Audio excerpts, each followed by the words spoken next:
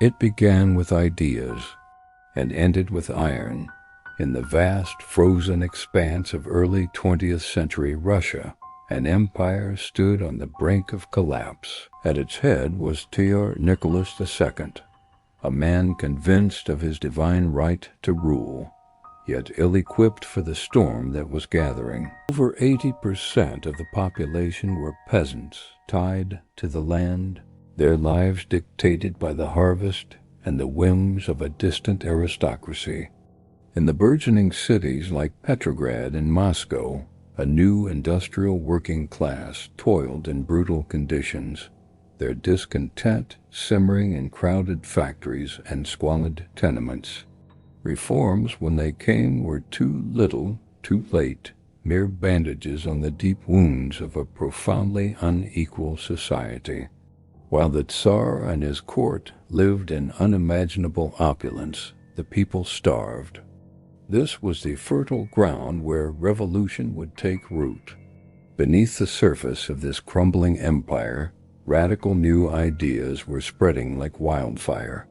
The theories of Karl Marx, smuggled into the country in forbidden books, offered a powerful vision, a world without masters, where workers would seize control of their own destiny. Men like Vladimir Lenin, a brilliant and ruthless strategist, spent years in exile, honing their ideology and building a disciplined, clandestine party, the Bolsheviks. They believed that only a violent overthrow of the old order could bring about true change. They were waiting for their moment. That moment arrived in February 1917.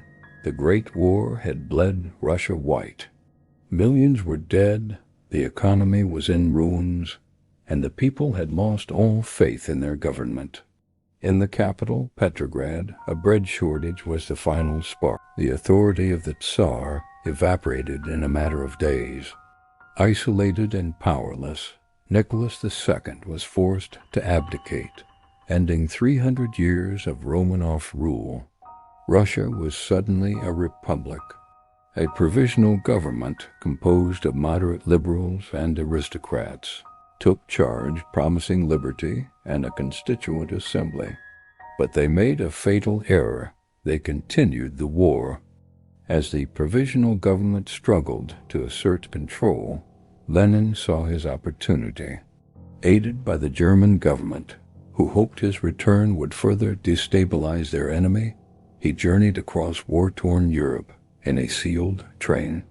Arriving at Petrograd's Finland station, he was greeted by a throng of supporters.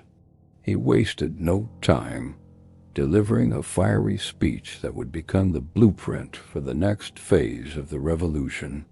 He condemned the provisional government and called for an immediate transfer of all power to the Soviets, the councils of workers and soldiers. Over the next few months, the Bolsheviks relentlessly hammered home a simple, powerful message, one that resonated deeply with the war-weary and starving masses: peace, land, and bread. While other parties debated and dithered, Lenin offered decisive action. The Bolsheviks' influence soared. By autumn, they had secured majorities in the key Petrograd and Moscow Soviets. They had their own armed militia, the Red Guards, ready to act. The stage was set. On the night of October 25th, the Bolsheviks struck. Red Guard units, acting with precision, seized key points throughout Petrograd: railway stations, post offices, bridges. The final target was the Winter Palace, the seat of the provisional government. After a near-bloodless siege, the ministers were arrested. A new government, a council of people's commissars headed by Lenin, was declared. The provisional government, which had existed for a mere 8 months, was finished. The Bolsheviks were in power, but the revolution had just begun.